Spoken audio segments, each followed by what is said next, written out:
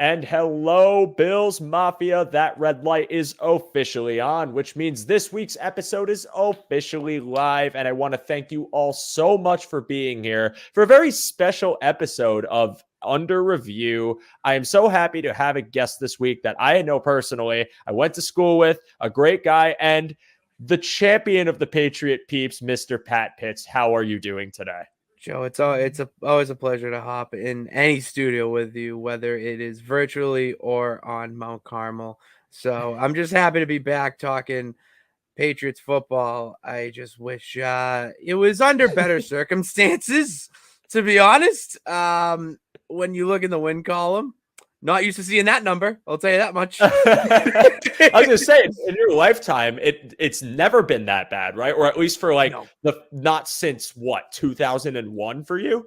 2001, 2001 is when I started watching. Actually, the first game I vividly remember is Mo Lewis decking Drew Bledsoe and Brady coming in. I remember vividly watching that on a 12-inch screen in my kitchen.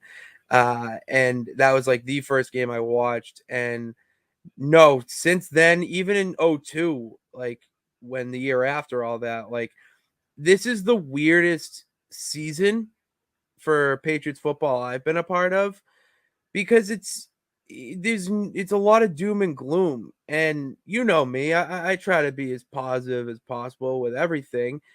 And it's really tough. It really is tough this season.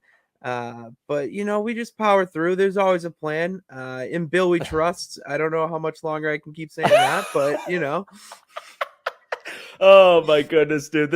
It hurts to hear it, man, because from the time I've known you, yes, you are a very bright, optimistic person, and I truly appreciate it. Even if we have different rooting interests for football teams, you always made me have a little part of my purple heart open for the Pats. And that's, I'm telling you, like microscopic. So take that as a compliment. Something microscopic is something.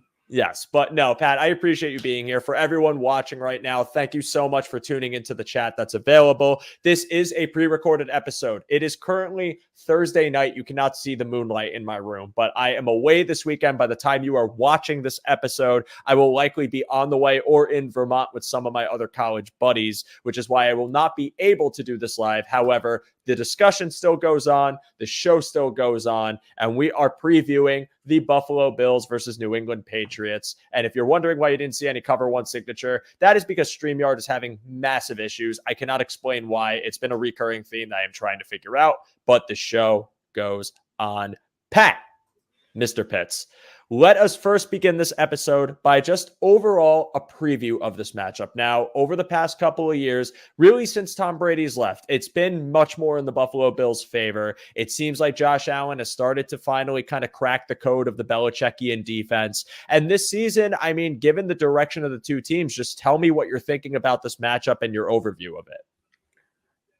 I actually, it's funny because we pre-recorded my own podcast, the Gillette is that what you can see here on Stadium Rant, and we were talking about the matchup.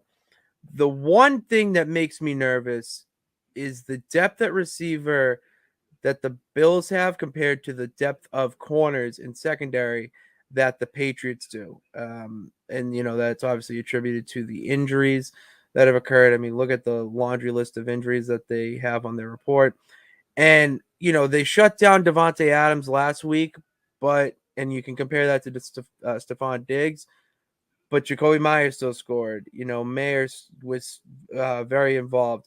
So then you kind of correlate that to Gabe Davis, Dalton Kincaid, Knox, all those guys.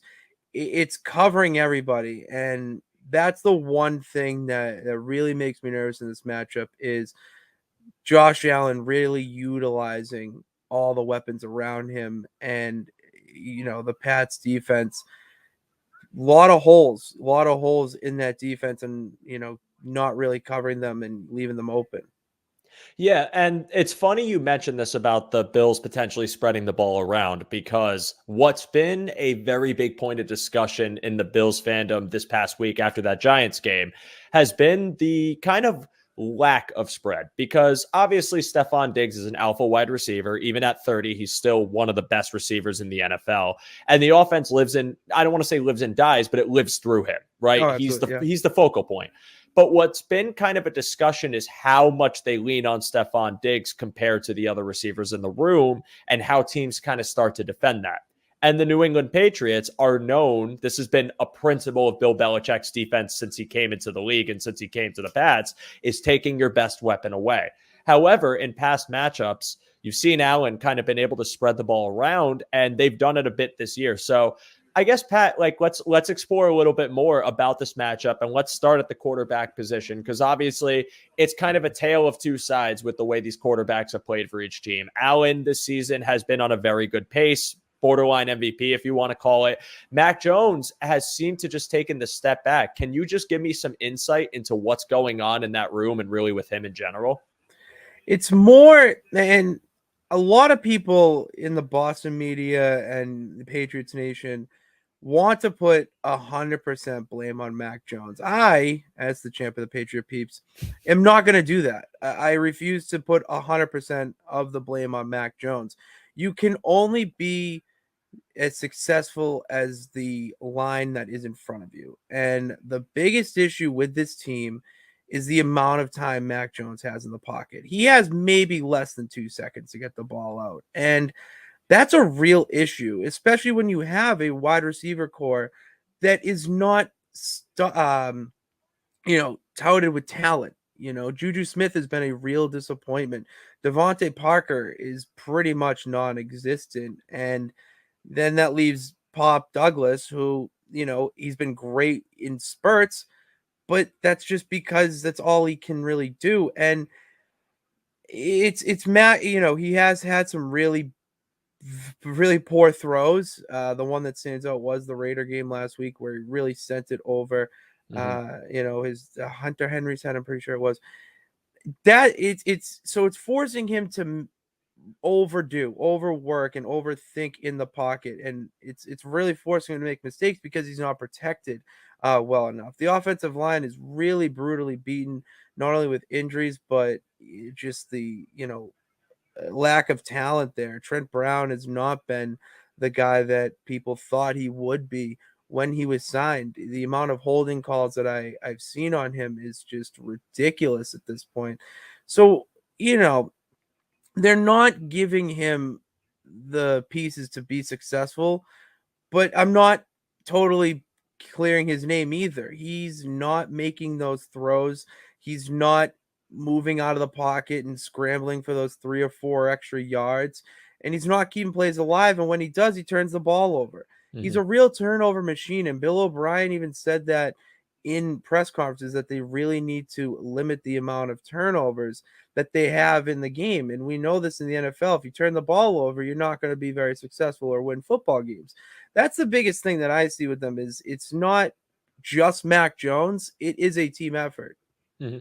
Yeah, and that's been kind of the surprising part, because I went into the season and I gave a lot of credit to the Patriots because throughout every season in the McCorkle-Jones era, we have seen a very competitive team.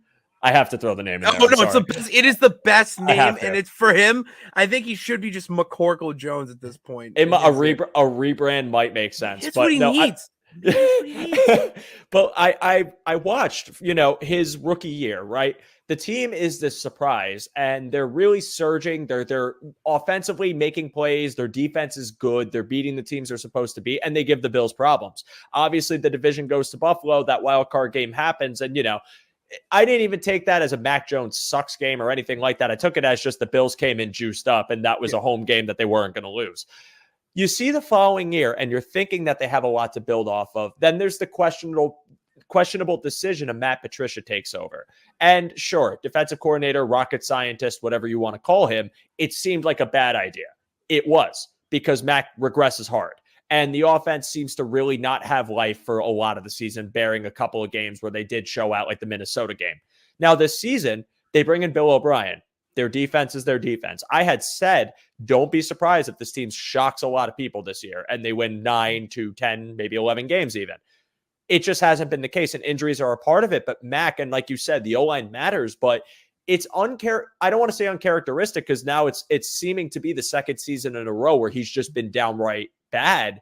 And it's weird to see it because I thought he had a lot of promise. But Pat, I'll just ask you this, like, what are in your mind Mac's limitations as a quarterback, and how do you think this offense could try to work around it with Bill O'Brien, who's known to be a very good offensive mind?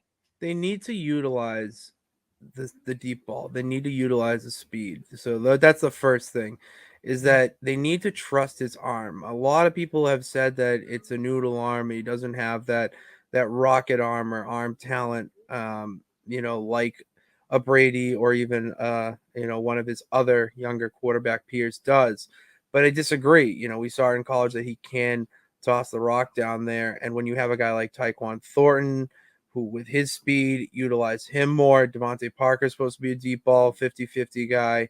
They're just not doing that. And that's one side of the coin. But the other one, and this is, I would say, my biggest issue with the offense as a whole and even helping Mac Jones, why are we not giving the ball to Zeke?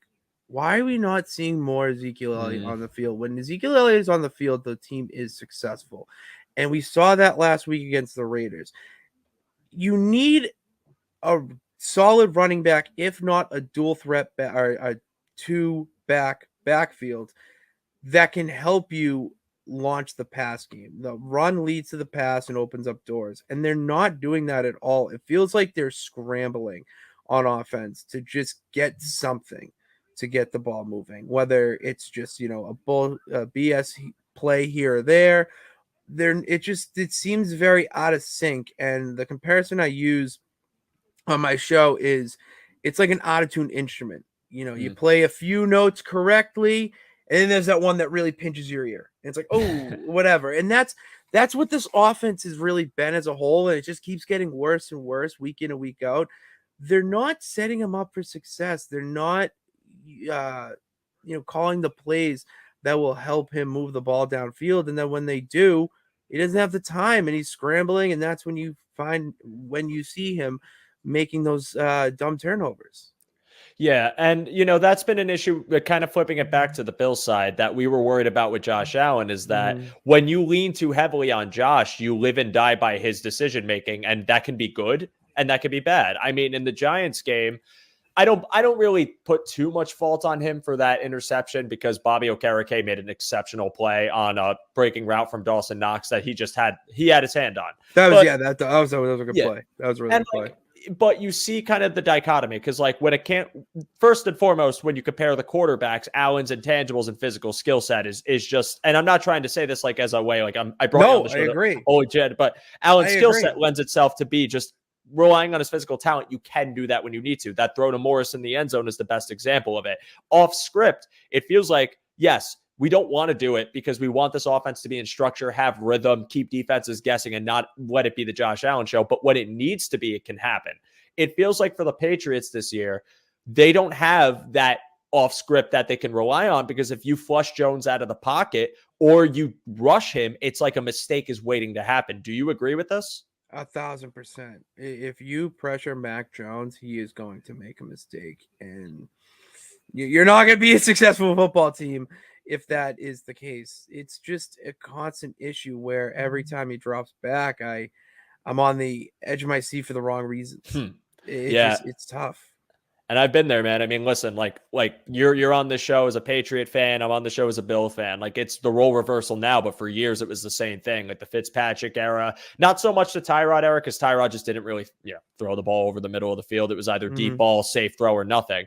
It's a really sucky feeling to have, because you don't want to lose confidence in a guy that you drafted in the first round and you put all this stock into and had a good rookie showing. But it really just feels like this season he can't figure himself out. And I want to ask you about this, Pat, but the benching for Malik Cunningham and bringing Mac back in, are you worried about what that does to his confidence? And do you actually think that going forward, Malik Cunningham is going to be a bigger part of the game plan? They signed him to an extension and brought a practice squad guy and put him into the QB2 role. I don't know what kind of sorcery Belichick is working with, but at this point, you have to do something. And he showed a lot of potential in the preseason, and maybe in the way the league is evolving and going, you need speed. You need guys that they may not be a scrambler or West Coast quarterback, but they can get you the 3 or 4 yards I already mentioned. They can try to rush for that first down. Mac Jones is not that guy. Brady wasn't, but it's Tom Brady. He doesn't need to be. We're not there anymore. Those days are long gone. So you need to excuse me, you need to evolve with the league, and a guy like Malik Cunningham can do that for you, especially with the offensive line woes that you're having. He can help extend those plays with his legs, and he doesn't have a bad arm either. With the receiving core we have, the safe pass is probably better than the deep ball sometimes. As long as they're just open and you get the ball out, that's all you want to do at the end of the day. Yeah, and that's kind of bleeding into a question I have, because this is kind of giving insight into how I think the Bills would defend the Patriots, because Bills' pass rush has been one of the best in the league. They have what has been for the franchise a historic pass rush so far, most sacks through this point in the season ever in team history. I know you were worried about Mac Jones holding the ball, getting rushed, not being able to make a play and folding under pressure. How do you see the Patriots the Patriots defense attacking the Buffalo Bills, but also the Bills defense attacking the Patriots? Given the issues you just mentioned. If I would feel a lot more confident about the Patriots defense if Matt Judon was playing this week, but that's neither here or there. It's the Bills' pressure on Mac that really kind of makes me nervous. There's no real answer for it, and there's no reason for him to give me any, solace or positivity that things are going to get better. I sound so negative and so terrible. I sound like a caller in sports radio, but it's just it's so weird. It's just so weird. I mean, the days of Patriots football being pretty much a guarantee 12-4 are long gone. And you really have to look at things at a microscopic level on the team, and we're having more talks about the offseason at this part of the season than ever before. And that's so weird to me that right now we're talking about Drake May, Caleb Williams, the guy I really want, if we're really going to go there. I want Sanders, Primetime's kid, to be the quarterback if we're going to go there. If he comes out, if he actually goes. Yeah, exactly. It's those things that I don't want to be talking about, but that's where we're at. And I have more confidence in the defense than I do the offense. And, I really blame Belichick's GM role over his coaching role in that sense.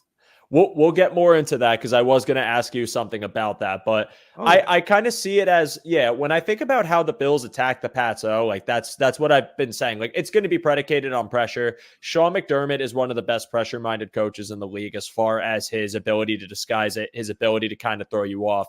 I think if you're a Pats fan, you have to worry about Mac being able to kind of understand what pressures the Bills are throwing and who's shooting what gap, because it goes beyond the line, but into their linebackers who can do it too, even without Milano. But the Patriots defense, I mean, not having Gonzo and Judon's a blow. I wanted to ask you because I saw the injury report.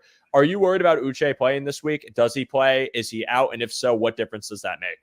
Josh Uche not playing is a huge loss, because you lose a lot of speed and explosiveness on that defensive side of the ball that the Patriots need to keep up with Josh Allen. I think at the end of the day, he will play because he's only limited. When I looked at the injury report, he is limited right now in practice. It's a good sign heading into Friday as we record. And if he doesn't play, I don't know who you put in. I really don't know who that next guy is to make a difference. And you're really relying on, the guy to put pressure on him would be, Keon White. Mm-hmm. And you're relying on a rookie at this point to be that guy to, put pressure on Mac. Put pressure on Josh. It's weird. It's just not good. Is Keon White isn't he also on the injury report? I saw that he was. Yeah, he had a concussion. Yeah. I think he will play this week, though. Okay. I would have to double check. Yeah. Got you. Yeah. And, again, everybody, this is pre-recorded. So if by Saturday it's a completely different based then I do apologize again all the time. But given the way it's trending, I mean, yeah, if they both play, I think White's been a bright spot for your defense. Really I bright. think Uche is a stud. Like, that's the thing, is their defensive unit still, I mean, is still good. There's still a lot of talent there. Let me ask you about JC Jackson. I should probably move this topic line, by the way. I always do this. I leave it up for way too long. I do it all the time. It's good. brutal. You just get lost in the talk. I get lost in the chatter, and like when there's comments when we're doing this live, I'm oftentimes like pulling them up, and I just get sidetracked. But let's talk about the addition of JC Jackson. Like, talk to me about the Patriots secondary, what you've seen out of it in the matchups they played, and how they fare against this Bills passing offense. I know you were worried about the receiving core, but just give me a little more insight into that. JC Jackson would be the one guy that I trust in the secondary right now to make a play. You know, the Patriots have one interception this year. And that's something that's just so unlike them at all. It's because they just don't make plays. With a guy like JC Jackson coming in, it not only brings that talent aspect, but you have someone that's been in the Patriots system to help the guys who, like a Sean Wade come in, and, Miles Bryant, who's really been struggling, and get their feet under them. I see that JC Jackson really making somewhat of an impact, but the big thing is just I really worry about that. Who else is up? Because JC Jackson on Stephon Diggs, you got Jabril Peppers too. Mm-hmm. Kyle Duggar, who I think is the X factor of the defense. They're great, but it's the other guys there, and it's spreading the ball, just stopping the deep pass, and all that. It's going to be interesting to see what coverage they use for the receivers. They're traditionally a dime defense, right? Like, it's usually like using your safeties all around, like kind of Swiss Army knives, and just trying to manipulate. Yeah, that's what's interesting about it, is in principle, they just have run a scheme that I always think keeps them competitive and kind of tough. Like, it's very rare to see the Patriots ever get stopped. Like, even this season, like those back-to-back ones, that's unprecedented because they were always usually playing you tough. But I am curious to see how that matches up. And I think for, again, Bills defense, they play a lot of too high. They play a base nickel, as everyone knows. I think, just, again, those disguised blitzes and kind of trying to just bait Jones into making a mistake, and kind of, we're going to show you that we're sending 6, but we're actually sending 4, or we might actually send some extra heads. They've been good at it. So that's how I could see it kind of going down on our end. But yeah, man, it's an interesting matchup to see, kind of like this just like, I hate to say it, but like a shell of them for themselves, because, like, again, in principle, when you go into Foxborough, like on our schedule, that's something we always were like, God damn it. Like, we're going into it. You're dreading it. Well, because like, even if the Bills were having momentum in a year, like, I distinctly remember, although this was in Buffalo, but like, again, same concept. This team was like 4-3 or something, and we were on like a good pace. We just lost to Miami. And I'm like, well, New England's coming. Like, we're going to lose. Like, it just happens every year, bearing a miracle. It's just weird to have this kind of discourse and see the trend it's gone post Brady. But I want to ask you, Pat, like, we brought his name up briefly, and I know that this is something that with Bill O'Brien that they've done in the past and are doing now. Let's talk about our tight end rooms, because obviously the Bills, Kincaid and Knox, that's our two. We've been running a lot of 12 personnel. Kincaid's been getting targets. He's been a part of it, but fans are wanting more out of him. In your case, it's Hunter Henry and Gesicki. How have they performed, and what is your look on Pat's room and the Bills room as well? The tight ends have been the strongest aspect of the offense because they've been the biggest safety net for back. If you look, those two guys are the two he's targeting almost every play, first look. And that's going to be huge for him in this game to utilize them, rely on them to just move the ball, get first downs. Because with the wide receivers we have right now, Juju has been really underperforming. As I mentioned, Devontae Parker, I can't stand him, especially after that drop in his comments after. I would just like to see him gone after the trade deadline, honestly. What were the comments, if you don't mind me asking? Oh, no, I actually didn't hear about this. Oh, so it was right after the drop ball, and he dropped it, and he was asked about it, and he pretty much was like, "Oh, what did you see?" And the reporter's like, oh, well, you went behind coverage and all that. He's like, yeah, I went behind coverage. Like, he didn't own up to dropping a pass. Okay. Yeah, he didn't say, you know what, it was in my hands and I dropped it. That's on me, and we got to be like, he didn't own up to it. And that's something about the Patriot way, that you just own up to it. You own up to it and move on. And he didn't do that, and it shows the attitude and aura of the locker room right now, and that just leaves another sour taste in my mouth. So I'm not really the biggest fan of Devontae Parker right now, but I am a really big fan of Hunter Henry and Mike Gesicki, because they actually are making plays and trying to do stuff, and I have more confidence in the tight ends move forward in this game. And for the Bills tight ends too, I mean, Dawson Knox and Kincaid that's a great duo to have, especially with Josh Allen, his style play. And I've after seeing him this season, relying on them, I think that's something that the defense is going to really have to worry about. And that goes off of my point about the depth and covering them over the middle of the field and leaving them open. It's just it's been an issue that the Pats have been having. Yeah, I've honestly, again, kind of reflecting on how the discourse has been about the tight end room.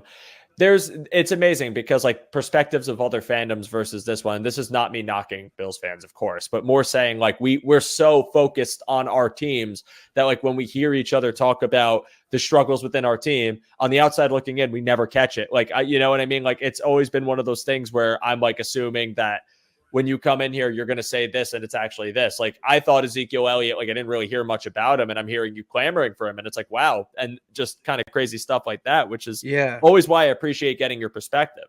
But yeah, absolutely.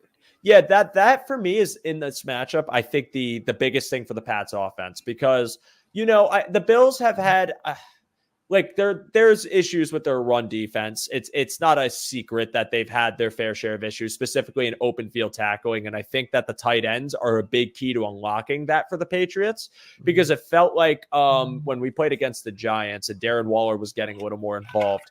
And it's not the sole reason, but Barkley kind of started going at the end. They figured some things out. The way that we were defending them, the positioning of the linebackers, they were able to exploit it. I'm kind of hoping that McDermott has this plan for your tight end room, because again, like Gesicki's always been a thorn in our side when he was in Miami, and I was so mad that he went to another AFC East team. And Hunter Henry, like, he could come up with a clutch catch. He's done it against the Bills. He's had touchdowns against the Bills. I think in week 17 last year or week 18 last year, he had 2 touchdowns against us, if I recall correctly. So that's the matchup I'm kind of watching for with your offense and our defense outside of our pass rush and everything too, is how do we cover your tight ends? Because I feel like they can give fits. And one of the things that I've complained about with this Bills defense is 3rd and long situations. And I feel like that's where Mac's going to go. He's going to go to the tight ends in 3rd and long. He's going to look for them in open field, middle of the field, try to, get them in open space. And that's where he needs to be more consistent and keep hitting those guys, because then that's going to open up the receivers to be more open. It's going to open up for the safeties to drop down and really kind of keep an eye on the tight ends in the middle of the field, open up the wide receivers on the side. That's where he needs to just start. If we need to start with baby steps in getting him back to where he needs to be, it's hitting the tight ends first down, and then in the red zone, really utilizing them. Well, that's the thing. We got to get in the red zone to begin with, because the Patriots, 12 points per game, Joe, 12 points per game this season. The worst. We were scoring 12 points in the first quarter years ago. Okay. It is such a night and day difference. And, you got to get back to the basics and really utilizing the tight ends. That's why Bill signed them, to get 2 of them. Go back to 2012 with that, tight end duo. If you're going to go back to those basics, is an easy easy step there, because then that's just going to open up a lot more other doors for your offense. Yeah, and this is kind of something I want to bleed into is your running game and kind of the both of the team's running games. But before I do that, Pat, as you all know, I have said it multiple times over the past few weeks. StreamYard's being weird, and any video I try to play, I cannot see, and it crashes my whole thing. So while I get that figured out, I am going to personally deliver the message that I would normally air as a video, which is our Cover One Premium Pass. Guys, check out the description below and click the link. And if you sign up for the premium pass, you'll get access to some amazing content. You get film breakdowns in the personal Slack channel, which has a bunch of Bills discussion year round, 24/7. You get a t-shirt that's signed by the members of Cover One and a bunch of other great benefits. That premium pass is how this network functions. It is the lifeblood. It is the ability for us to get resources so we can look up the advanced stats and have access to all these great resources that can help us find information to provide all of you football fans that join us every single week. Please, please, please, if you have not yet and you are interested, check it out in the link below. We would be happy to have you as a member. It is a very good thing to be a part of, and we all encourage you to do so. So now, Pat, let's talk about these running attacks. As you can tell, the Bills' rushing attack this year has been a lot more improved. I believe they're second in EPA per rush, just behind the Miami Dolphins, which, I mean, goes without saying. The Miami Dolphins rushing attack's unbelievable. But let's talk about the Patriots and Bills rushing attacks. What has been your overview? I know you mentioned Ezekiel Elliott. Talk to me more about what the Pats have been doing well and what they've been doing wrong offensively rushing. Well, first off, what they've been doing wrong is not giving Ezekiel Elliott the ball. Yeah. They need to get him more involved with the offense, because when he actually is moving the ball. Ramondre is just not himself, and it goes back to the offensive line woes. He can't move the ball through the gut. He can't hit the gaps because the blocks are just not there. A good comparison I can make is I don't know if you saw Dan Orlovsky was talking about how the Browns pushed up the line of scrimmage against the Niners this week, like with their rush. And I was watching him talk about it. I'm like, that's basically what every team does against the Patriots right now, because they're just pushing the offensive line like trash cans. And to me, you can't do anything if your offensive line is not making the lane for you. And Ramondre's just doing whatever he can. I mean, for instance, last week was his longest rush. It was 16 yards, Joe. It was 16 yards, his longest rush of the season. When your longest rush is under 20 yards, you can't do anything with that. And going up against a defensive line like the Buffalo Bills, things aren't going to get easier. They're only going to get a little bit worse. So it's a struggle. It is a real struggle right now to move the ball, whether it is through the air or on the ground. Why do you think it is that Ezekiel Elliott gets these successful rushes when he actually comes in instead of Ramondre, even if the line's been playing poorly? Experience. He's been in these situations. He's rushed behind a very good offensive line, and when the case they throw everything at you in that case, and he has that experience. He can bounce to the outside. He can see things that Ramondre can't, because it's his second year, and that's why they brought him in, so that he can mentor him in that way and relieve the stress, because last year he was pretty much rushing almost every play, and the offense seemed like it was working a little bit better. So they gotta open lanes for him, and they're not doing that to help him out. And the rushing attack is just not where it needs to be. That makes sense. And it does surprise me with Bill O'Brien. And I wonder if this just bleeds more into the complaints you're having about the offensive line, about their inability to push forward beyond pass protection, but getting kind of pushed back, and kind of how that's affecting Stevenson. Like, Stevenson has always been, like, until Damian Harris, obviously, who was there and has been the bane of the Bills' existence. So we decided to sign him and stop the evil band from hurting us. Yeah.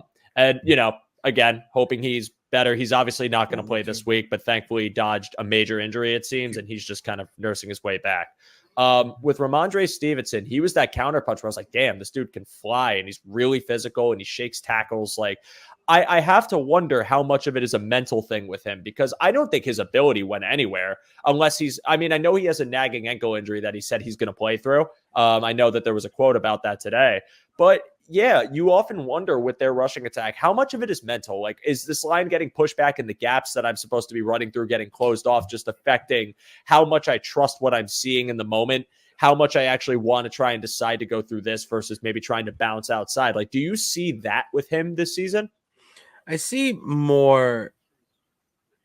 I would say I see more. He's trying to do what he did last year. He's trying to continue that, and it's a new team. It's a new offensive line every week, essentially. So when you have that, there's no chemistry. You don't know which way one guy's gonna go, and that really messes up with your psyche. And on top of that, when you're going 3-and-out, and if you're 3-and-out almost every drive, it really shakes it up where, I got to really break out into a big run. So that's going to mess up your decision making as well. And it's really it's mental, but it's, I would say it's mental in that sense. Understood. And we've kind of seen this kind of discourse happen with James Cook too, because taking it back to the Bills side, I think Cook's been very good this year. I think there's so much more to his game than what we've seen, though. And, part of that's usage. Like, I would like to see him kind of get more of a rapport with Allen in the passing game. I think it's starting to develop. But a part of it also is just kind of like, hey, is Cook hitting this hole the right way? Is he seeing the field clearly? And I feel like there's been times where he has and times where he hasn't. And that's something that, like, I'd like to see him improve on too. And it's chemistry. It's developing that rapport with your line. And, when you talk about experience, Latavius Murray, dude is 33 years old, but he's running like he just came back into the league. I mean, what he's been this season has been like, dude, come on. Like, that's it's just insane. So, yeah, he looks as good as he did when did he get into the league? Was it 2014, 15? I'm trying to remember how long he's 2013, 2014.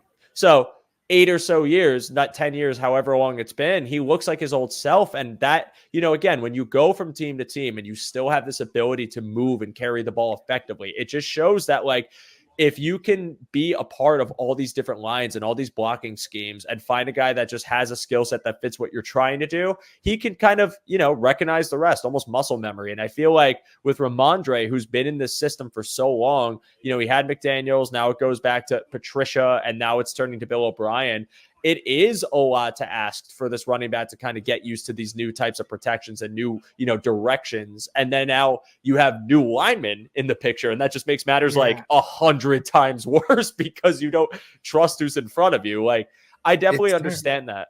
Yeah. It's the big thing that I see. And when you have offensive coordinator, three different ones every year, you can talk about it with Mac Jones, and that's a big point that I bring up on my show. But yeah, it bleeds over into every aspect of the offense. And sticking with the run game, you have three different offensive coordinators, three different styles.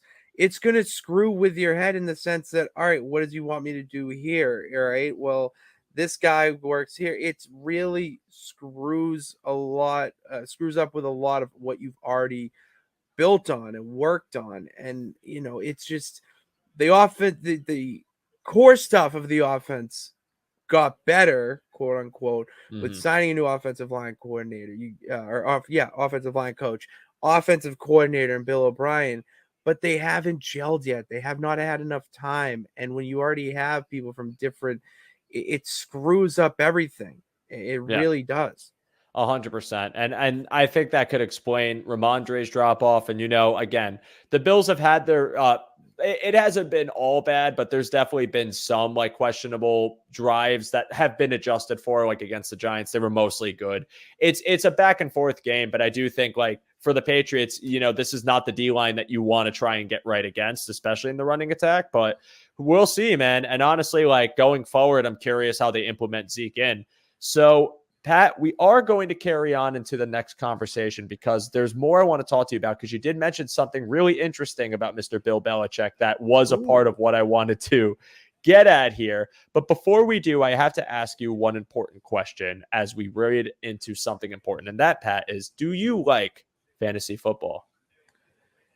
Joe, I love fantasy football. I am so glad you said that because Underdog Fantasy is a proud partner of Cover One. If you enter their pick'em game and enter the code Cover One, you can get your first deposit matched up to $100.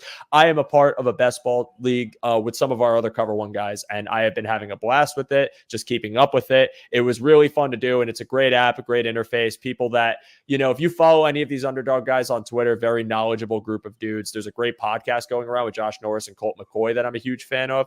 And honestly, I cannot say enough about how good of an experience it's been on this app. And I am someone who has never been involved with like anything in that sex. So I would encourage you all to check out the description below and read into it more. And again, if you enter the promo code Cover1, you will get your first deposit matched up to $100. 100 gold doubloons, Pat. That is a significant number of doubloons, would you say? Yes, a very significant number. I love the reference too.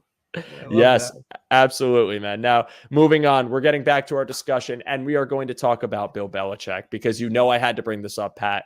Bills fans who are watching this show right now in the chat are probably losing their freaking marbles over the fact that there has been. I see the look on your face, by the way, of like the finger on the head, and that's that's my like angry football watching face. So this is calm. This is all like you're about to talk about one of one of the members of the Holy Trinity of New England to me. Yes. So I mean, bring it on.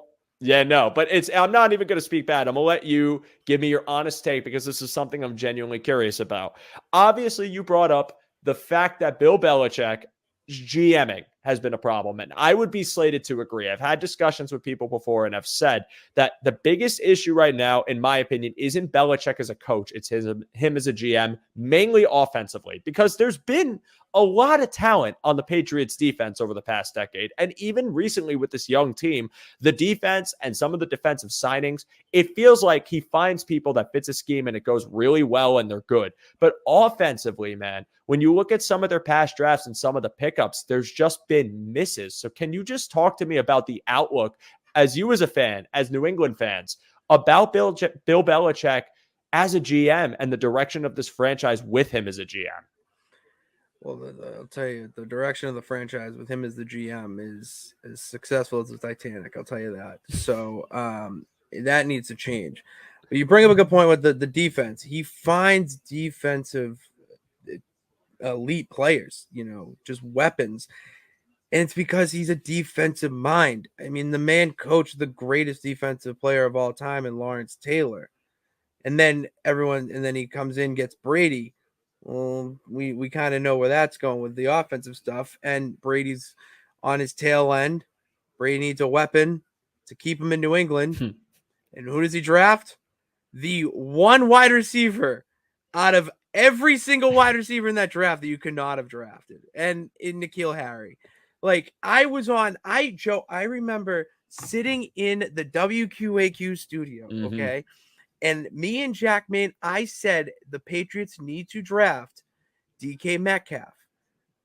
Oh, he'd been perfect. He would have been perfect with Brady. Would have been perfect. Brady would have stayed another 4 years. It would have been great. They draft N'Keal Harry, whatever. Moving forward, everyone they've signed offensively has been a complete disaster. You let Jacoby Myers walk and sign Juju Smith. That was the worst decision possible. Jacoby Myers fit that Patriots offense like a glove. He and Mac Jones had a really good rapport. You pair him with Kendrick Bourne, and those are your two guys that you go with, and then you have Tyquan Thornton as your deep ball threat. It's perfect.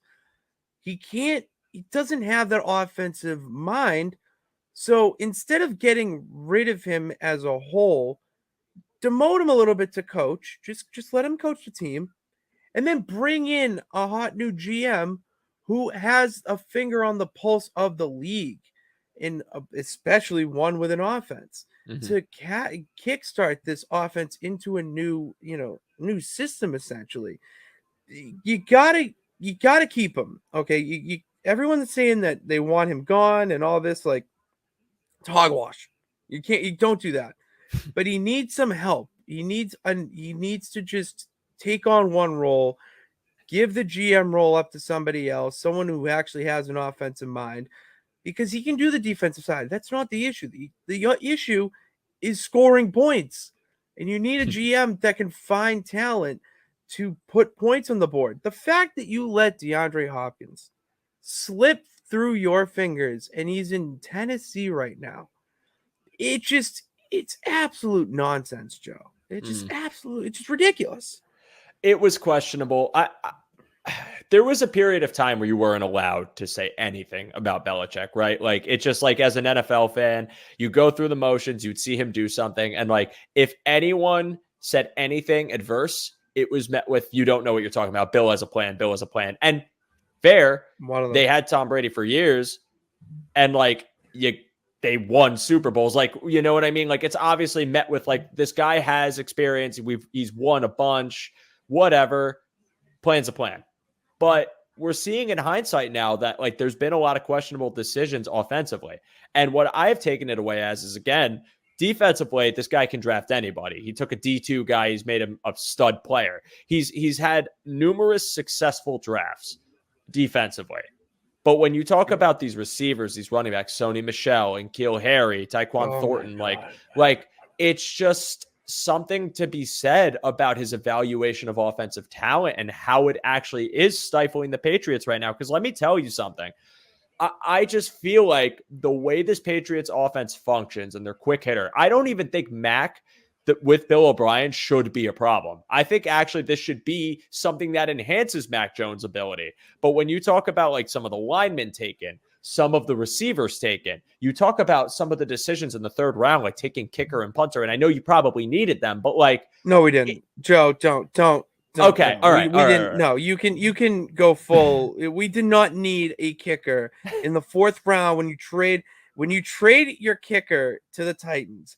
He has not missed a kick all year. Chad Ryland's missed 2 in 1 game. Yeah. Yeah.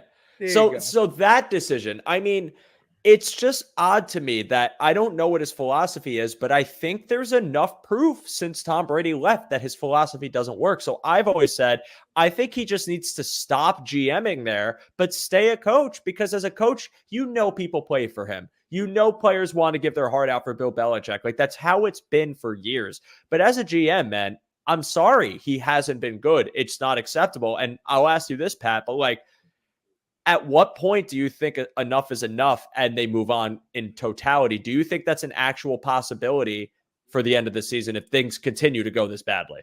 If they go 1-9 or 1-8, then it becomes more realistic.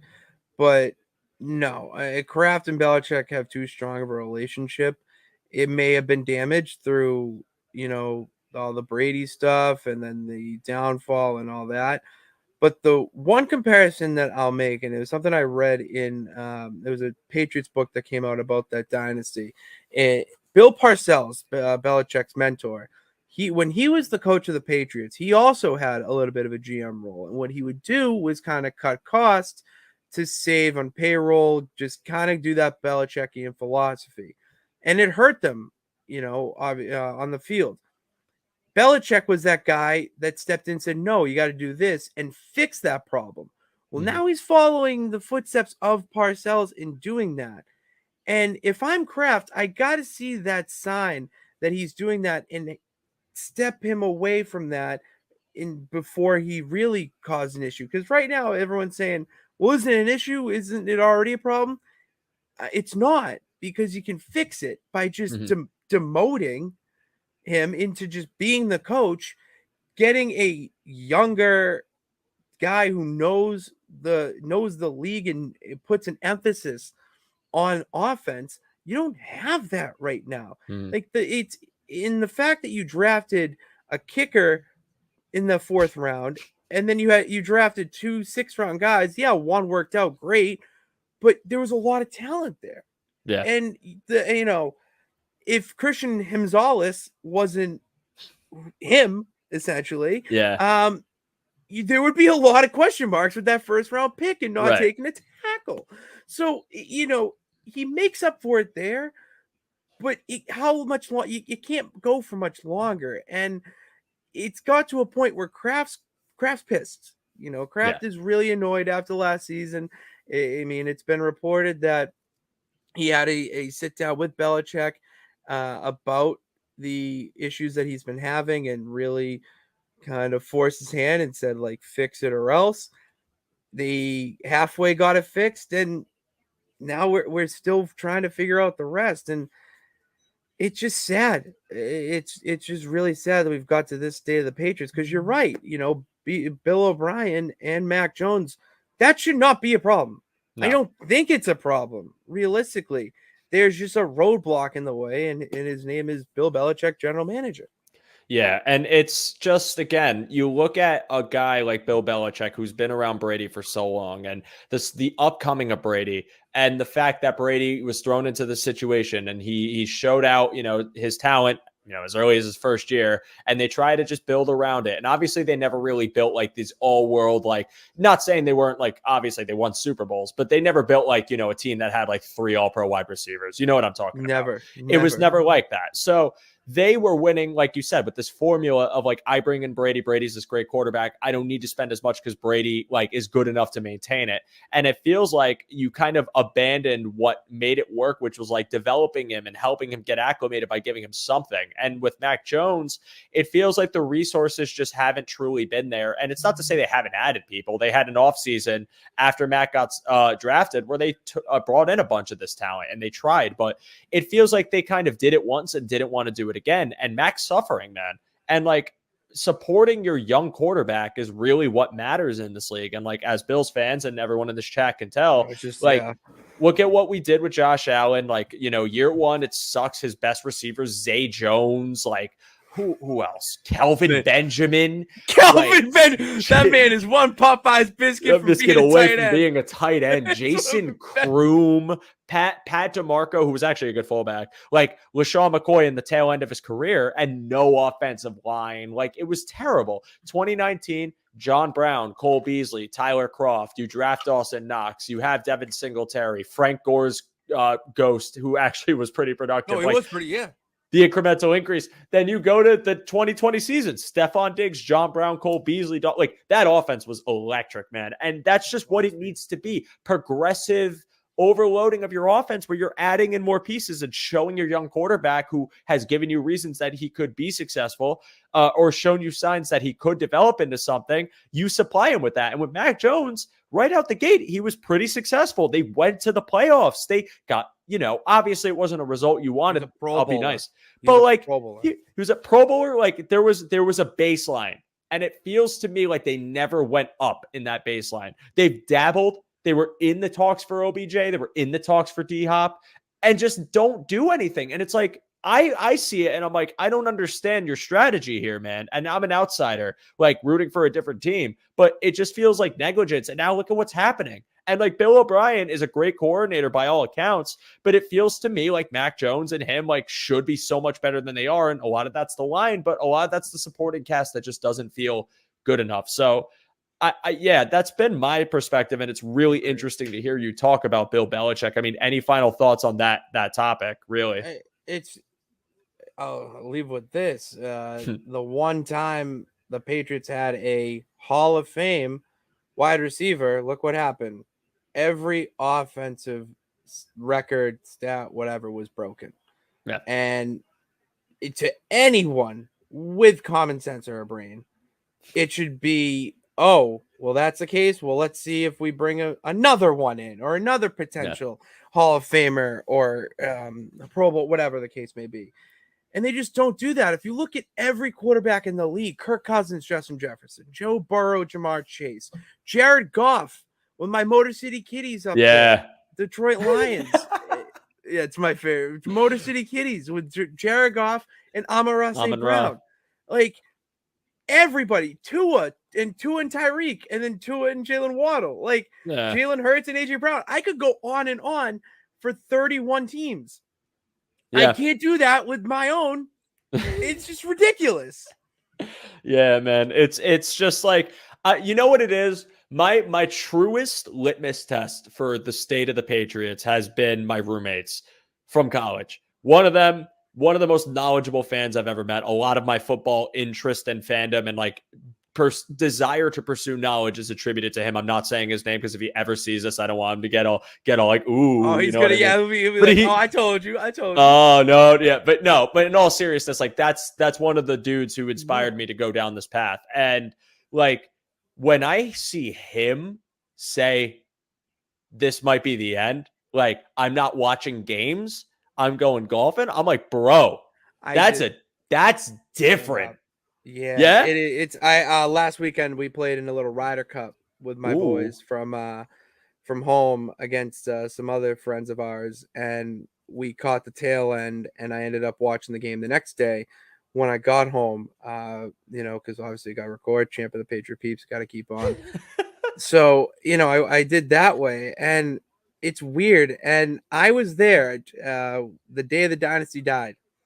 The day the dynasty died was when N'Keal Harry stepped out of bounds. That Chiefs game. Oh, okay. All right. And at that moment, that moment I knew that was the weirdest game I went to as a Patriots fan. Even after it, I've been to better games than that. That was the weirdest game I've ever been to because it really felt like a shift. It felt like it was just the ends, and it really feels like an end of a dynasty, and where we really have to rebuild the foundation again at this point. And it's sad to say. I truly believe that with the right pieces, Mac Jones is the right guy. I didn't want him at first. I would have rather them trade up and get Micah Parsons, but I'm just a big brained NFL fan. But he is that guy. But you have a kind of a power shift there, between the old and new, and that's the real struggle within the organization. That's what it feels like. It feels like a clash of ideologies, like old school, new school. Like, and it's all internal, man. Like, it's not even like there's anyone like trying to breathe down your neck. Like, it's literally just look at the league around you and then look at like how you're internally handling things. And it's like this old way that worked once, but like the NFL is a league of adaptation and change and parity, and it grows and it blossoms and it has highs and lows as far as what's trending. And right now it's just whatever the Patriots are trying to pull out of their hat just hasn't worked over the few years. So for your sake, Pat, even though I loathe the Patriots because I am a Bills fan, it's friendly. Like it's life. It's life. I do hope for your sake, because you're a good guy, a kind human being, that they turn it around and finish with 8 wins instead of 6. But on that note, you'll take it at this point. I'll take 4 wins at this point. I don't know what's gonna happen. I did an episode of the show. I don't know if you follow him, but Aaron Schatz was on this show, and Aaron Schatz is like a big data guy, and he was he's a grown up a Patriot fan, and him and I were talking about the AFC East, just about the Bills, because he's the godfather of DVOA, and his DVOA metric had the Bills being the Super Bowl winner. So I asked him, well, going to the Super Bowl, but he said win because he was on the show probably. Oh yeah. He's paying.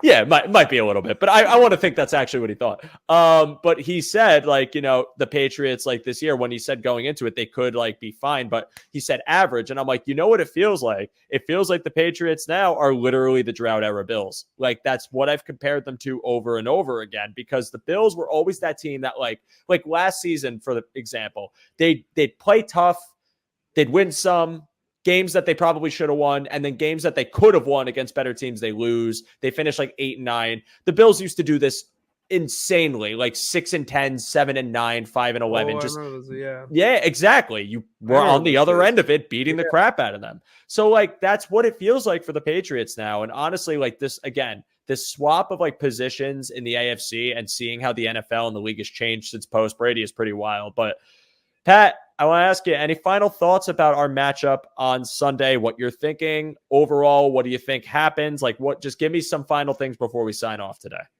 I wish I was more excited. I wish I was more excited in that matchup. But no, I think this is a game that they need to win. The Patriots need to win. That doesn't need to be said anymore. It'll be competitive. It's going to be a battle. It's a divisional game. So obviously divisional games mean a little bit more. You play a little bit harder. The spread right now is 8.5. I do not think that's going to happen. I think it's going to be a touchdown, maybe even a field goal. Okay. I run my own little simulation for the Gillette Gazette for an easy way to describe it. And we have it at Bills at 3. Okay. Bills winning by 3. And I don't think it's going to be that high scoring of a game. Mm. And it's just we're at that right about to enter the middle half of the year. This is where teams start to score a little bit more points, but the way both defenses are, it's going to be a lot closer, and especially with the circumstances on the line, it's going to be a dogfight. Yeah. I have of the mindset. So I think that because the title of this episode is like which team can get right, basically. I think divisional games do play each other tough. I'm a bit more optimistic about the Bills' offense in this game, and my reasoning for it is kind of what you said you were worried about in the beginning of this episode. So I do think that in matchups traditionally, we've seen a few things with post-Brady Patriots versus the Bills. It's that Diggs always seems to find himself open and that they spread the ball around a lot. Like, you could go to the playoff game. You could go into New England last year. Diggs had a big game there, but, Davis had a touchdown. They were running the ball a lot. The second game was really kind of just like Diggs didn't have a target didn't have, I'm trying to remember the stat, but it felt like they were trying to move the ball in different ways. I think back to 2021 when we played you in Foxborough for like the division, basically. And Isaiah McKenzie was getting receptions. He's someone to watch out for. Yeah. I love Isaiah McKenzie. Yeah, he will be honestly like he had a nice gadget role in this offense that it's a shame that not a shame. It was time for him to leave, but he had a big game. Like Kumaro was getting targets, Sanders. I think the way the Bills attack the Pats is trying to bait you into going for Diggs because even though I think this offense breeds through Stephon Diggs and I've been a firm supporter in feeding him if he's open, I also think that, again, who you're up against. Bill Belichick is going to make it harder to go to Diggs, even though he might get open. I think Allen's game plan and how this offense is going to attack you is really just trying to spread this ball around, maybe getting their tight ends involved, and also some X-factor receivers like Deontay Hardy, who has been getting more and more love and shine in this offense over the past few weeks, as far as stat sheet, because his overall involvement's been there. He's been moving around the field entirely, but he had a touchdown against the Giants, a few big receptions against the Jaguars. I think this is the game where the Bills offense spreads out again. And I think that will be the difference. Now, whether it'll be close for a few quarters, sure, I could see it. Because again, it's the Patriots, Belichick. They're going to try and play us tough. We're on the road. It's always like enemy territory. But personally, for me, I think the 8.5 spread is accurate. Only because I don't think the Patriots offense can match what the Bills offense could eventually find in that game, and it might separate itself. But Pat, that's my final thought on it. I really, really appreciate you, man. Please, for anyone in this chat, for anyone watching after the fact, if they want to find some more news about our vaunted rivals, where can they find you? Talk to me about your pod.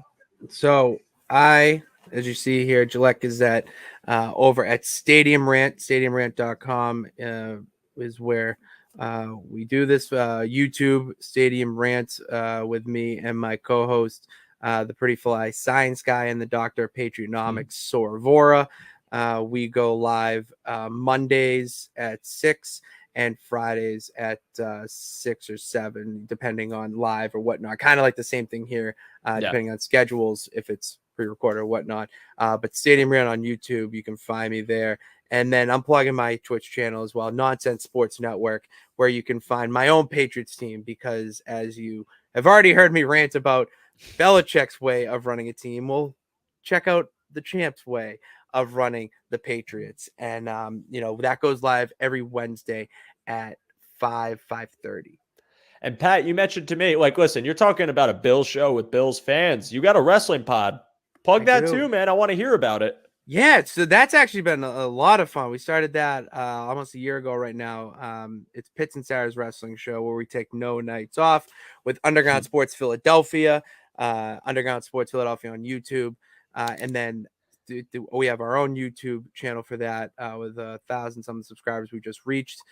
Sarah Marshall, WWE, go check that out. We go live Tuesday, Thursday, and Saturday for breakdowns of different shows. And I'm not kidding, that's a lot of fun. If you want to step away from the sports world and just have a fun discussion about wrestling and whatnot, it's a good crew. So go check that out as well if you're a wrestling fan.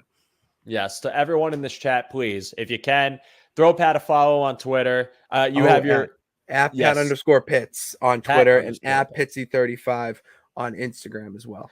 Yes, follow him, please. He puts in a lot of work and all of the shows he does. And I know for you Bills fans, you might not want to follow Pat's show. If you do, that's good because we always try to keep tabs. But I know a lot of you are wrestling fans. And this guy, listen, I've known Pat. We went to school together. I knew him in person. I haven't seen him in a long time, but I appreciate you being here, man. And one thing I know about you, given the multitude of belts in your frame, is that you're a wrestling guy. And like my knowledge of wrestling is literally your Twitter. Like that's I'm dead serious. Like all of the tweets you have, I'm like, oh shit, Becky Lynch did what? I hadn't watched wrestling in a decade, but like I'm just like, wait, Edge is back, and I'm like, I'm looking up videos, and I'm like, dude, I haven't watched wrestling in so long. Why am I doing this? And I'm like, it's because Pat's making me. It's because I'm here. It's because it's the golden age. John Cena literally just said this.